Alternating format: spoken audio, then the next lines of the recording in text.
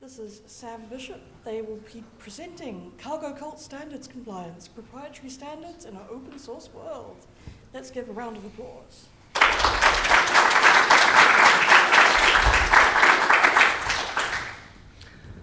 So, I'm Sam Bishop. I'm the person giving this talk. I'm a freelance software developer and consultant with way too many side projects and not enough funding.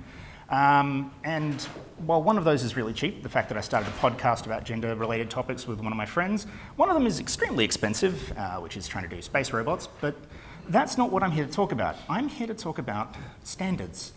And when you want to talk about standards, you kind of have to understand where they come from. So unfortunately, you're in for a history lesson. It'll be brief. So the oldest standardization in human history is measurements. So weights and lengths were the ones we started out with. We've got examples like the one on the top left there, where you can actually see a 4,500 year copper bar. That is a Sumerian cubit. It's one of the oldest examples of a device used for measurement that we've actually ever found. And that level of everything's kind of called a cubit kind of continues for a few millennia. But case in point there being that one there on the bottom, the lovely gold one, is from the tomb of Ka and Merit, Ka, K-H-A, being a noted Egyptian craftsman. He was notable enough to afford a tomb for himself, which was not a particularly middle-class thing in Egyptian society, particularly in the Upper Nile that far back. But that was given to him by the king in honor of his quality craftsmanship. That basically is royal favor for his quality of work. But it goes to show how long we've been making these standards for. And by and large, the tools we use kind of don't progress too much. There's kind of two major phases other than things that swing apart. It's sticks and things like this. Because when it comes to weights and measures, it's just kind of that lump of rock, that's the correct weight. It's not too hard to build a weight standard. But when it comes to measuring things, you have to get clever. And tools like a caliper have been in use for, again, millennia. The oldest calipers we've ever found are about 6th century BC. So we've been using these kinds of tools for literally millennia, and their form hasn't changed much. It didn't bother including a photo of it because it was tiny and one of those, like, we scanned the digital archive in 1992 kind of library photos. But it was a really, really horribly corroded bronze caliper from 6th century China. That's how far back the tools go. And the real step change in the function of a caliper like this actually is only, I say only, but when you think about compared to the age of the tool, it's still only, about 4,000 years ago? Yeah, 4,000. No, sorry, 100, 400. Too many thousands at the start. Real metric problem there. But in 1600, thereabouts, Vernier, which was a French scientist, developed the mathematical reduction scale that actually makes vernier calipers work. That little, not quite precisely aligned set of stripes as you line them up. It's about 400 years old, and it basically was a complete step change. It's incredibly rare to come across a set of straight line calipers like this anymore, anywhere in the world, no matter how cheap and nasty they are. Even 3D printed ones will come with this on there because it is such a universally beneficial tool that it has completely replaced the prior style of straight ruler, there's the marker. But in addition to the tools, there's the territory. And the territory is kind of how we go from just arbitrarily making up lengths to having some kind of a standard length. Because it was the international cooperation around defining the distances between places and mapping territorial boundaries and building maps for war and navigation that kind of led us to where we get the meter from. So these are our earliest attempts at an international standard other than just an ad hoc, my king says that your king's shiny rock that says is one official unit.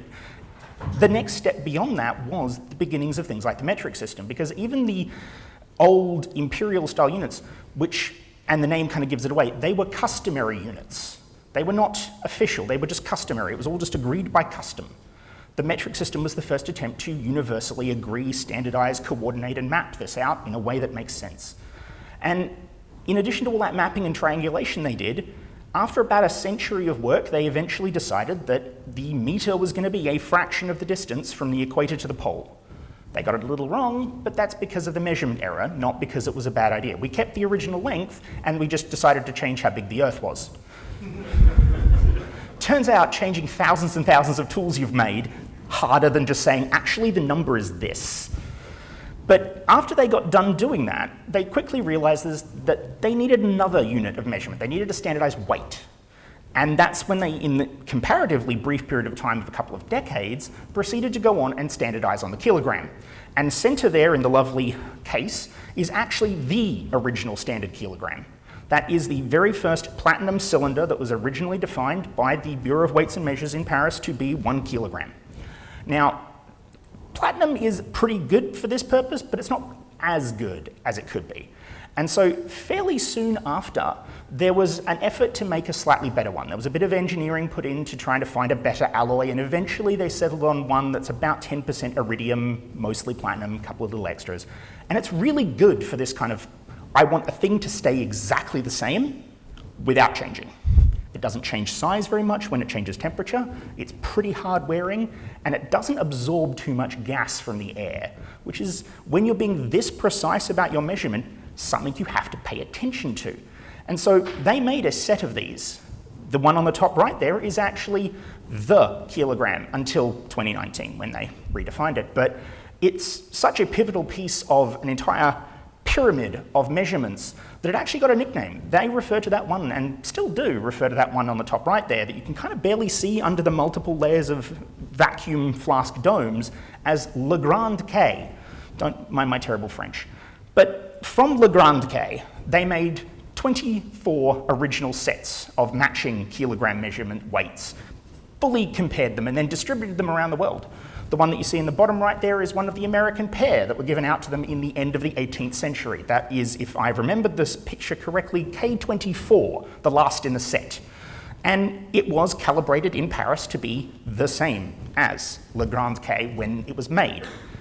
But rather than digging any further into the history of metric, I'm going to jump to the parallel development of industrial standards. Because as society was coming together and standardizing our measurements, people were deciding, hey, what am I doing with them?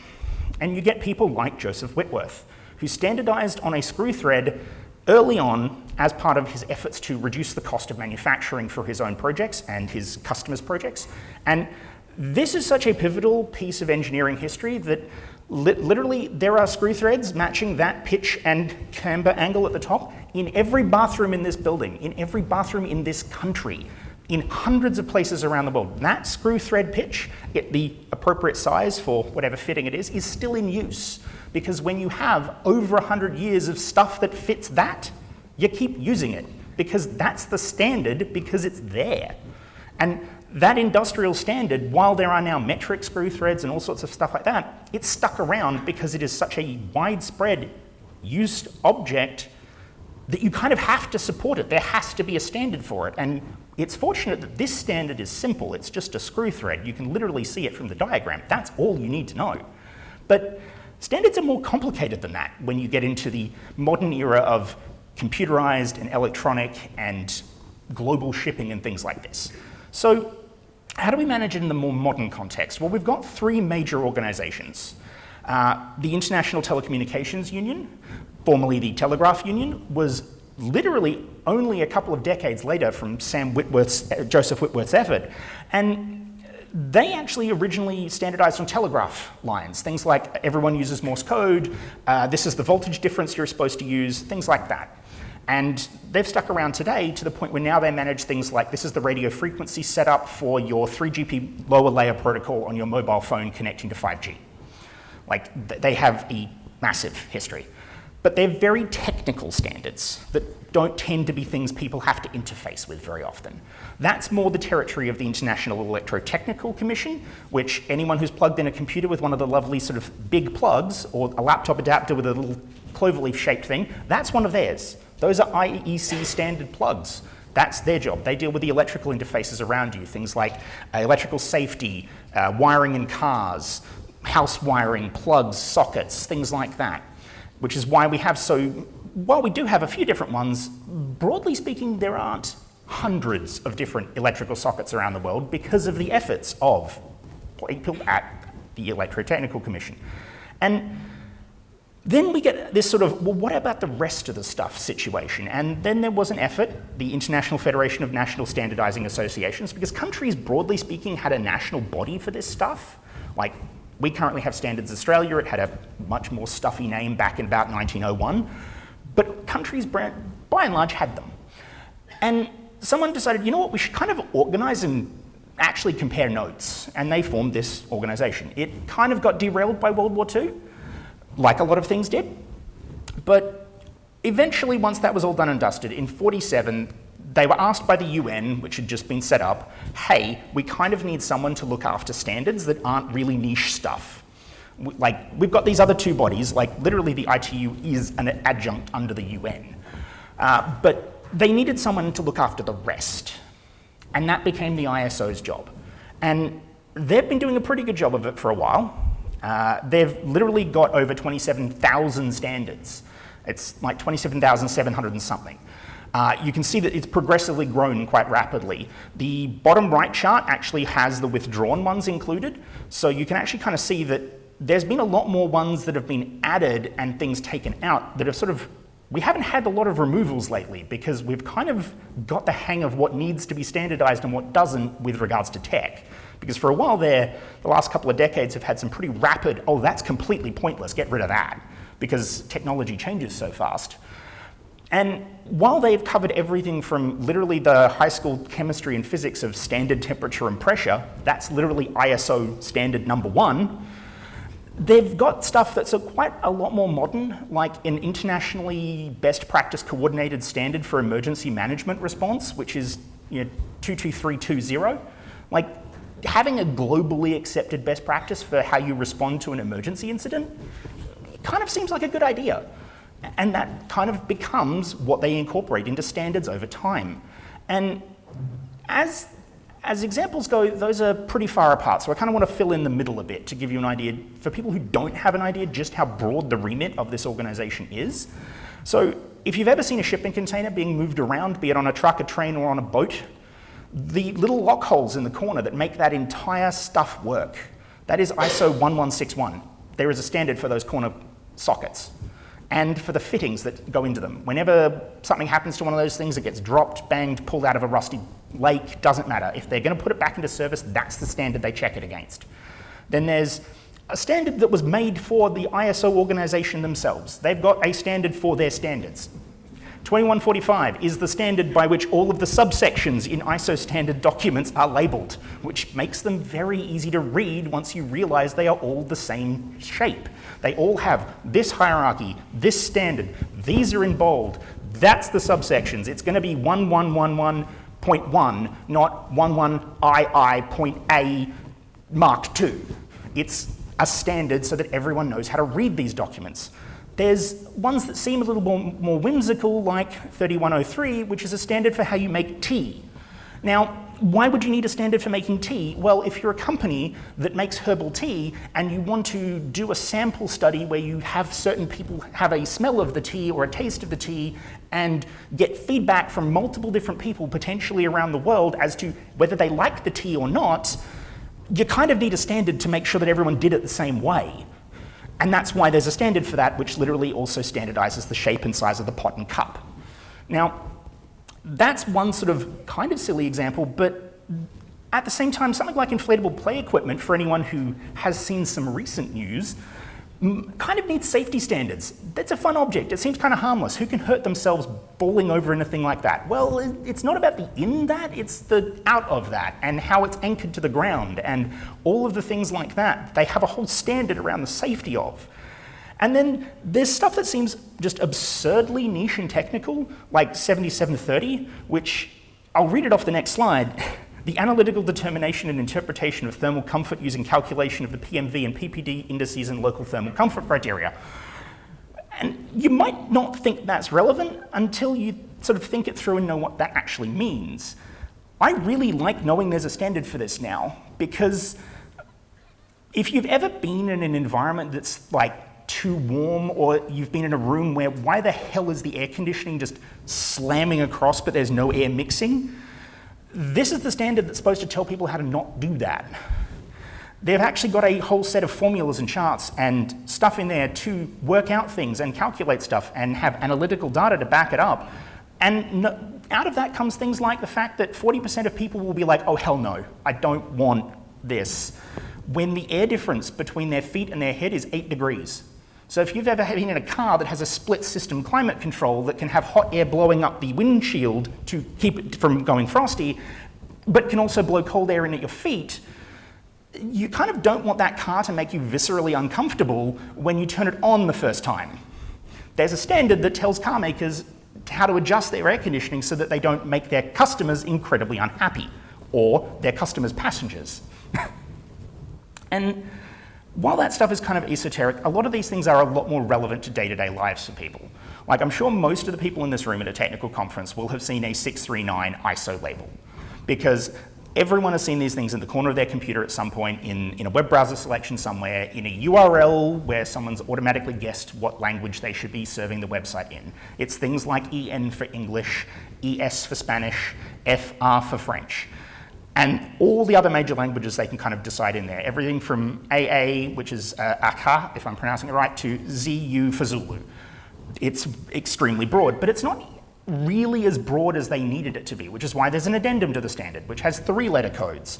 And those 3-letter codes allow them to include more languages for archival and labeling purposes, like libraries that have texts and manuscripts in old languages such as Middle French or Ottoman Turkish.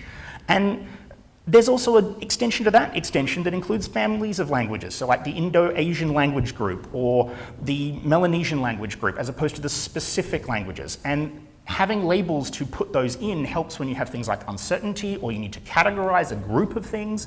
And it also has the rules for how you combine them with stuff like country codes, such as most people will have probably seen again, something like ENUS or ENGB or ENAU.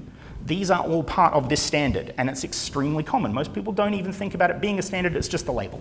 But it comes from a standard, and that's why it's so broadly used. Then there's stuff like 7001.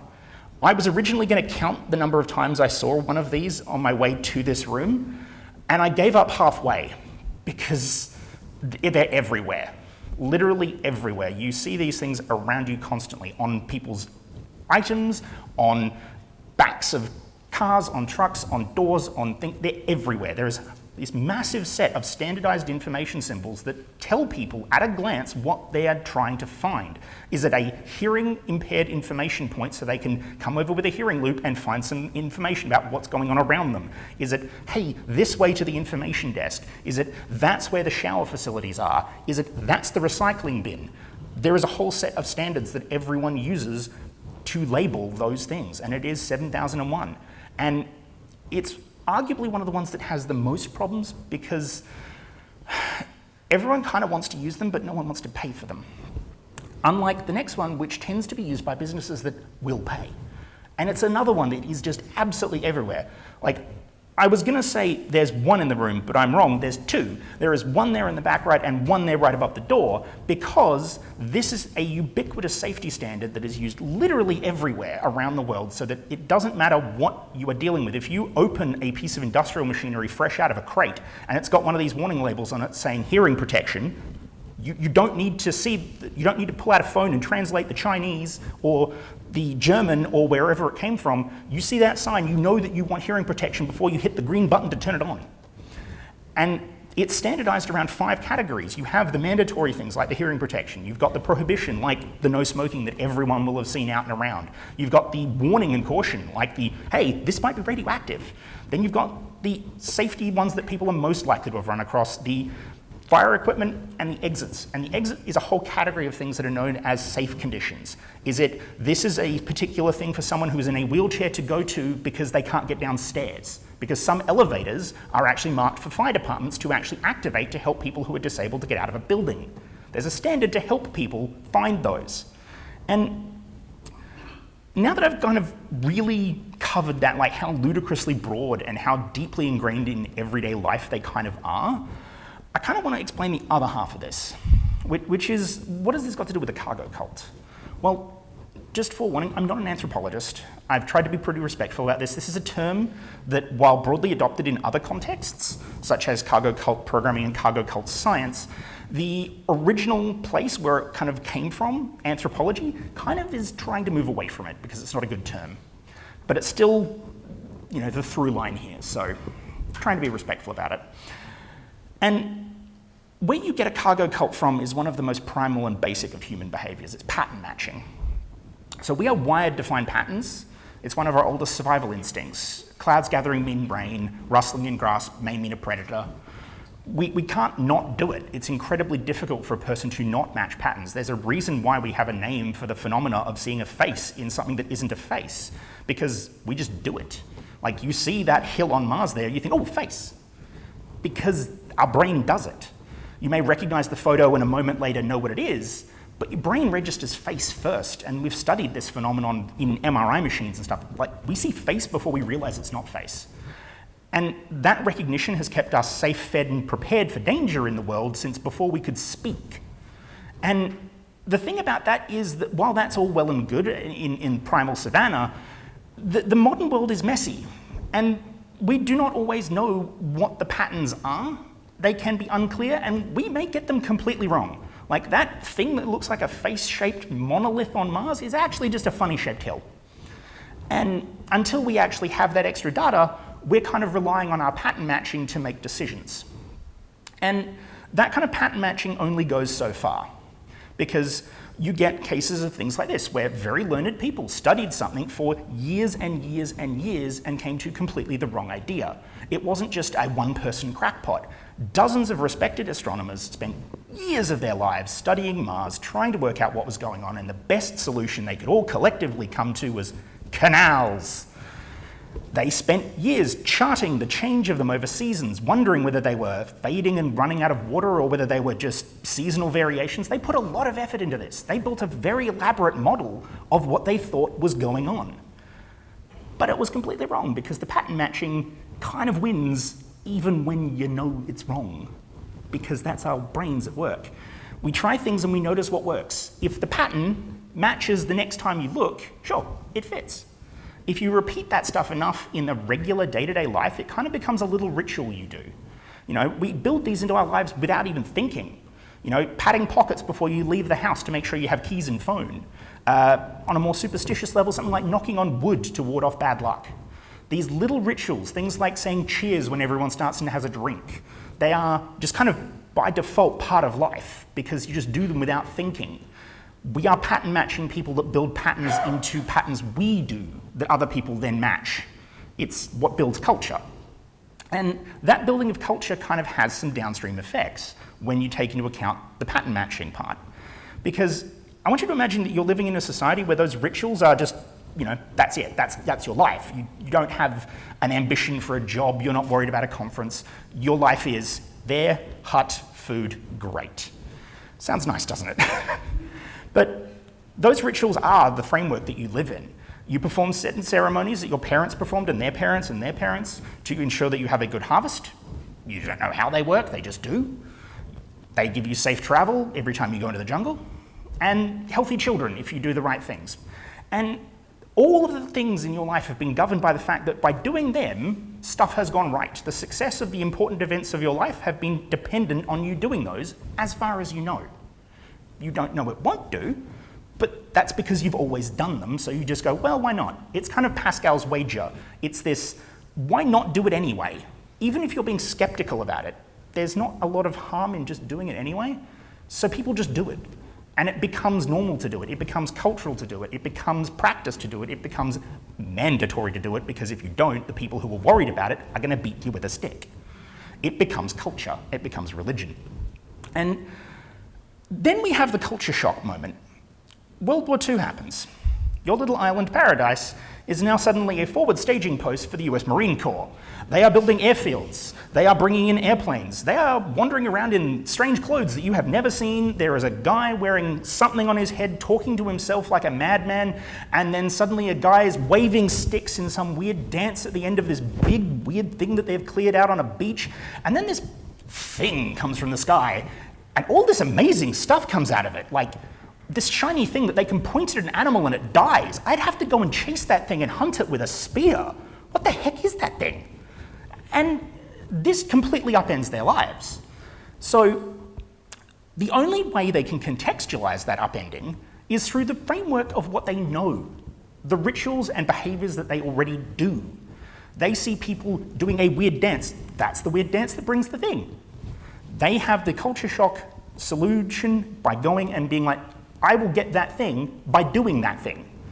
And it's effectively the old sci-fi quote, any sufficiently advanced technology is indistinguishable from magic. And the magic rituals that they have framed their life around are, to them, a form of primitive technology. That's the thing that makes harvest good. So you do it for good harvest. Modern world, you go get fertilizer. They have an equivalent. In this case, it is a massively disruptive culture shock. And so what you end up getting is this not irrational assumption that if they begin to mimic the things they see the strange outsiders doing, they will get the rewards that the strange outsiders are getting. And so there is the adoption of this kind of practice. Now, the fact that they don't fully understand it is kind of the culture shock part. Until their culture advances to the point where they can understand it, there is going to be an element of they just can't. And that's where it gets into the kind of the complicated, anthropology part of this, which I'm not going to really drill down onto, because while I originally had a couple of other examples, I've dropped them because this is too complicated a topic to really dig into. Most of these are very poorly documented by very prejudiced explorers who do not deserve to be called anthropologists, and their documentation was extremely prejudiced. The only one that really feels like it can kind of be worth showing is one of the best known ones, actually, which is the John Frum cult. Now, some of you have probably already guessed, because it's kind of obvious, where the name comes from. You are on an island, and suddenly this thing comes from the sky, and like 8 people are coming out and saying, hi, I'm John from Iowa. I'm John from Dakota. I'm John from New York. I'm John from California. I'm John from Texas. John from, John from, John from. John from comes off the plane with the stuff. So that's what it gets called. John Frum becomes the savior in this scenario. And they patterned the rituals that they continue to perform until sort of quite recent. In fact, I believe they still are. For instance, this video coming on here was recorded by Dr. John Seach, who's a volcanologist, and that's why he was on the island, and he recorded it in 2011. So they're marching around in quite a decent, attempt at US military drill with what looks like a kind of bamboo rifle-looking thing with a painted bayonet, because that's the practice. Now, how that fits into a modern context is where it gets complicated, and I'm stopping. I'm not going to talk about comparative religion here. I'm going to jump to cargo cult programming and why all of that's relevant to standards. Because the definition in Wikipedia is that you're applying a design pattern or a coding style blindly without understanding the reasons behind that design principle. I think that's kind of shrinking it down too much, because if you think about it, it's just blind copying anything because you think it works. You don't really need to be particularly nuanced about the logic as to are you copying a design pattern or an implementation detail. No, it's are you blind copying something because that's all you've got. It worked for that guy, I'm going to do the same thing. That blind copying, I think, is a better definition of cargo cult programming. And since it looks like the audience is pretty technical, I'm going to go with a quick poll. And no, it's not ISO 20252 compliant, because you better believe there's a standard on gathering large group feedback. So just raise your hand if you've ever implemented a standard for something without having a copy of it. Yeah. And I'm sure most of you kind of get it already. That is the problem. Because, case in point, the one that bugged me enough to make this talk, ISO 8601 is so widespread that many people can quote parts of it off the top of their head and literally just write the dates like that just by default. It's part of an RFC specification that's used in most browsers, but it's not the same thing. That RFC is different, subtly different.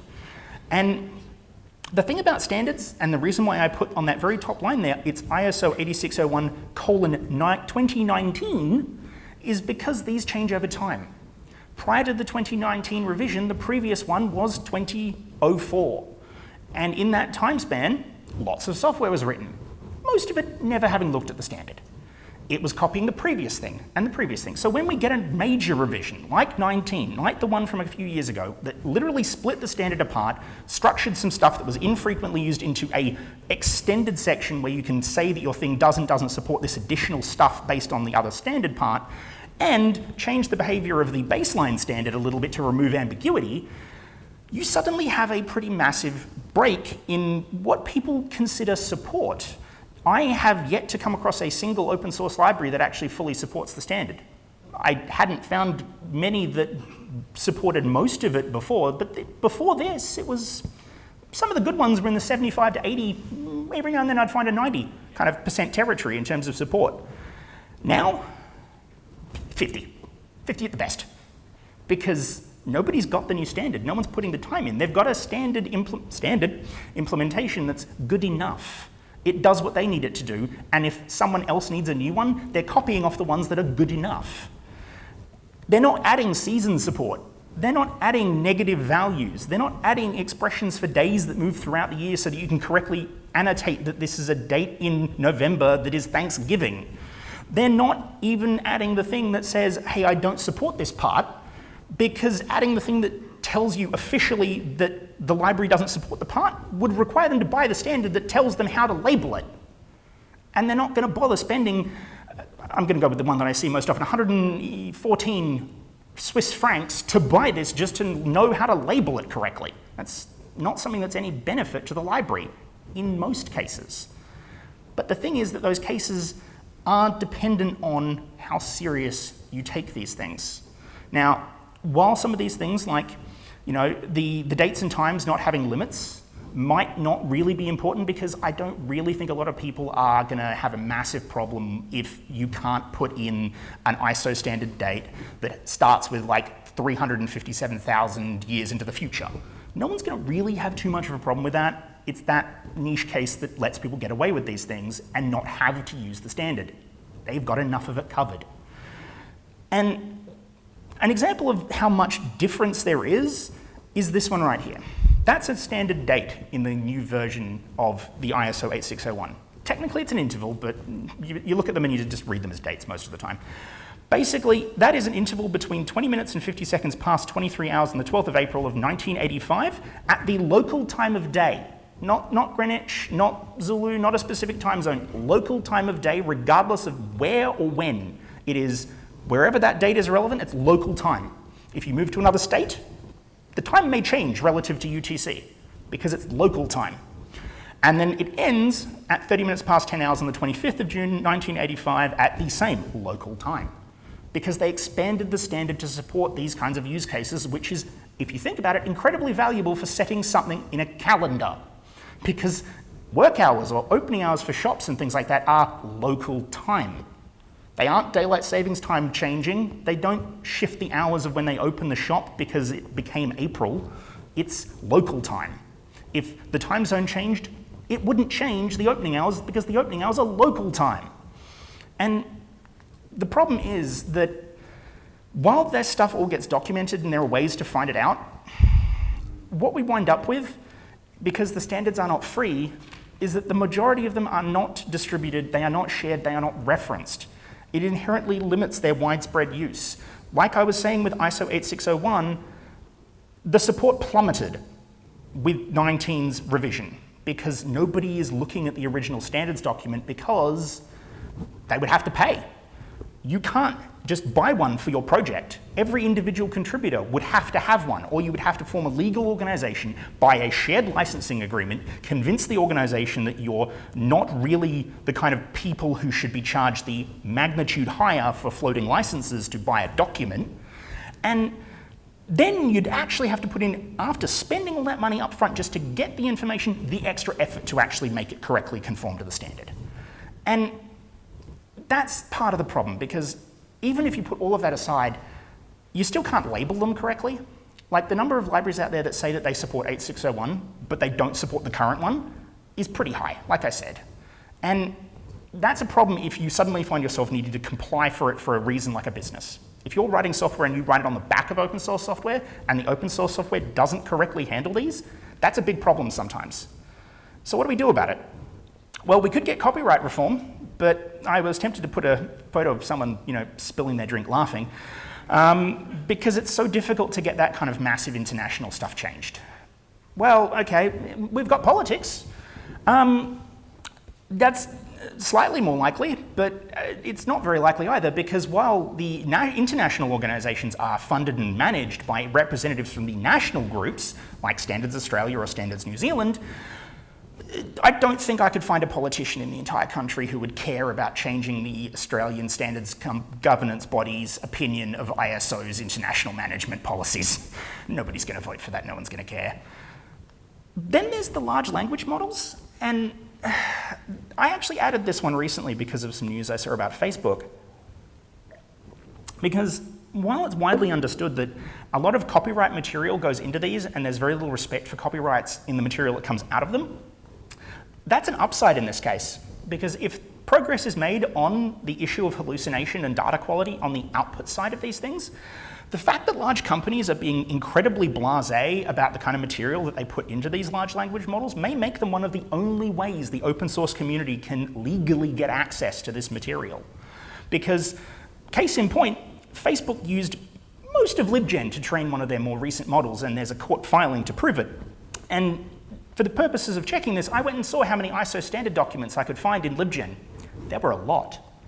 So with that, thank you, and are there any questions?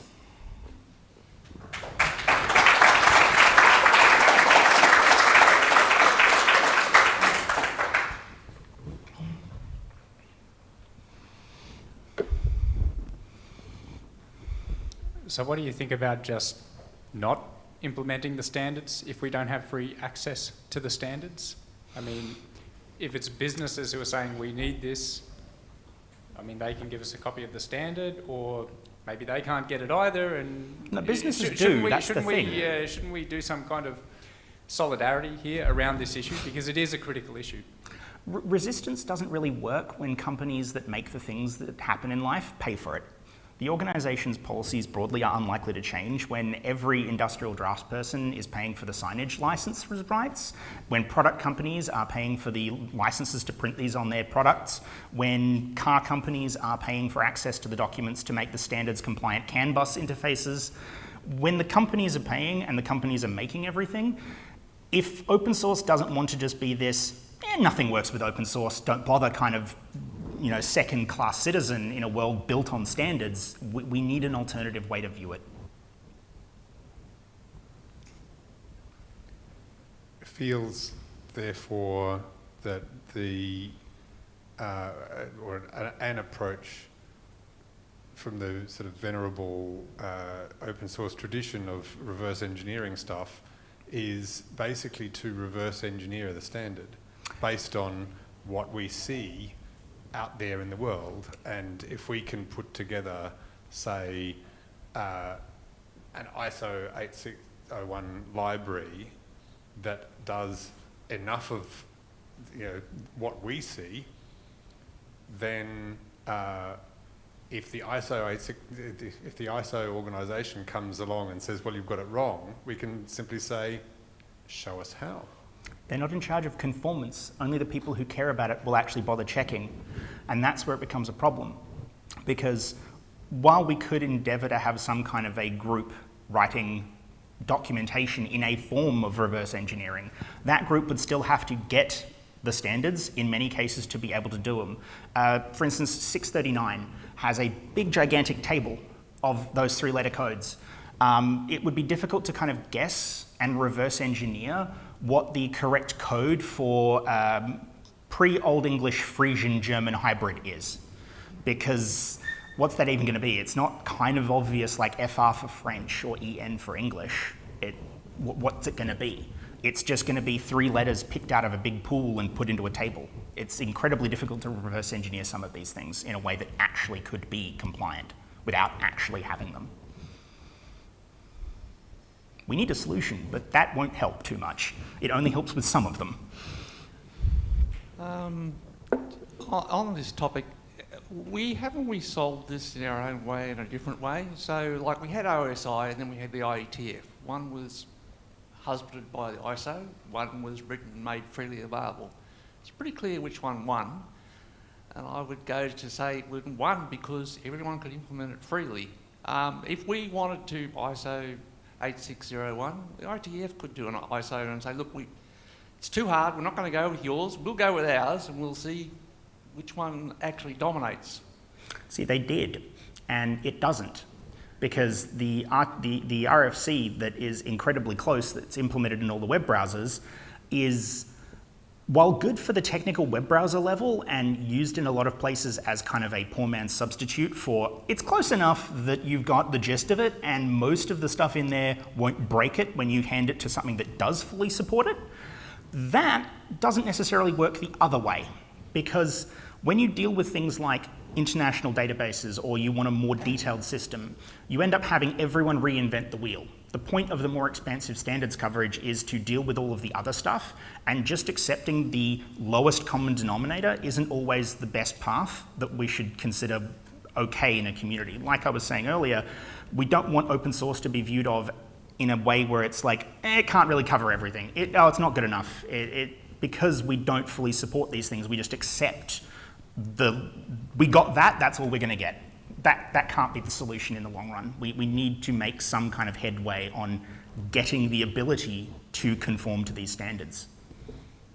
It's less common in software, but still applies to some things like safety. But there are cases where legislation will state you must comply to this closed standard, building codes and others.